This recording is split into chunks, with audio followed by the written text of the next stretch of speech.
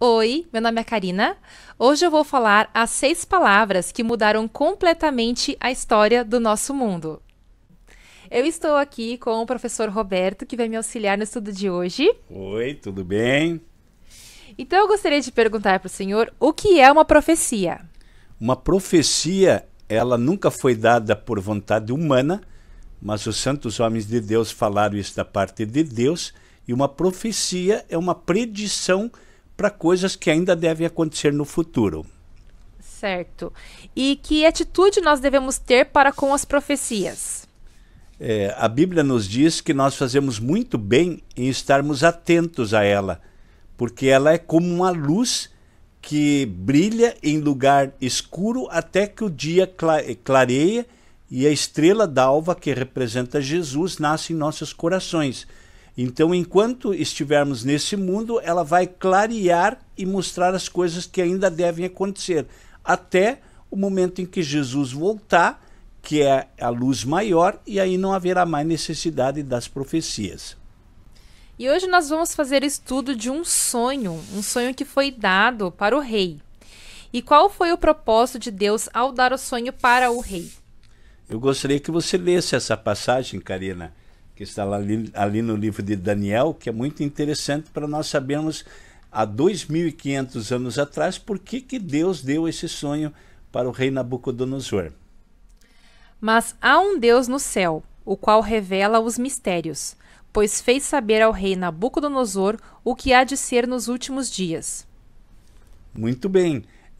Deus revelou esse sonho para o rei Nabucodonosor, que viveu há 605 anos antes de Jesus, portanto, há mais de 2.500 anos atrás, exatamente para mostrar as coisas que devem acontecer nos últimos dias, ou seja, nos nossos dias.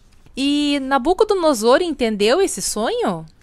Não, ele acordou muito desesperado, sem entender esse sonho. Então ele chamou todos os sábios do seu reino, mas ninguém conseguiu interpretar e explicar, porque ele queria saber o que ele havia sonhado e a sua interpretação. E aí ninguém sabia explicar o que ele havia sonhado. Eles até disseram para o rei: rei, conte-nos o sonho que nós daríamos a explicação. E aí chamaram então Daniel, e Daniel com seus companheiros eles oraram a Deus, Deus mostrou para Daniel, e aí Daniel explicou o sonho e deu para Nabucodonosor então a revelação. E ele por si mesmo não teve como fazer. Deus fez isso, dando para Daniel essa sabedoria, e aí na medida que Daniel foi explicando isso para o rei com certeza só ia chacoalhando a cabeça. É isso mesmo, foi isso que eu sonhei. E aí, logicamente, ele queria saber também o que significava esse sonho, que Daniel também revelou então para Nabucodonosor. E o que o rei viu no sonho? Ele viu uma estátua muito grande, gigantesca, e ela era composta por vários metais. A cabeça era de ouro puro. Os peitos e os braços eram de prata. Parte do ventre era de cobre e as pernas eram de ferro. E aí, quando ele olhou, os pés eram de ferro e de barro. Esse foi o sonho que Nabucodonosor teve. E agora nós vamos ver o que isso significa. Então, alguns países eram representados por esses metais? Muito bem. Como Nabucodonosor queria saber o que iria acontecer depois dele, a história geral nos mostra que foram 4 as nações que dominaram o mundo, exatamente esses 4 metais. O ouro representava o Império Babilônico, a prata representava os medos e persas, que foi a segunda nação que dominou o mundo. Depois, logo em seguida, vem a Grécia, representada pelo cobre, e as pernas de ferro, representando então o Império Romano, que dominou nosso mundo do ano 168 a.C. até o ano 476 depois de Cristo. Sim, mas eu observei que teve alguma coisa que o senhor não explicou. O que aconteceria ao Império de Ferro, que era representado pelos pés da estátua? Muito bem. Os pés eram em parte de ferro e em parte de barro.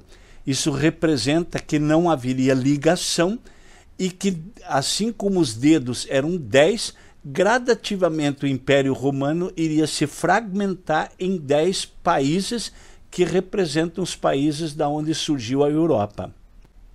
Mas esses países voltariam a se unir? A Bíblia diz que eles tentariam se unir mediante o casamento, mas não se ligarão mais um ao outro. Aí estão as 6 palavras que mudaram completamente a história do nosso mundo. Não se ligarão um ao outro. Essas nações permaneceriam assim até a volta de Jesus. Nossa próxima aula falta um pedacinho desse sonho, porque Nabucodonosor viu que uma pedra atingiu essa estátua. E a nossa próxima aula vai ser o que representa essa pedra, que é um acontecimento que deve acontecer ainda nos nossos dias. Muito obrigada, professor Roberto.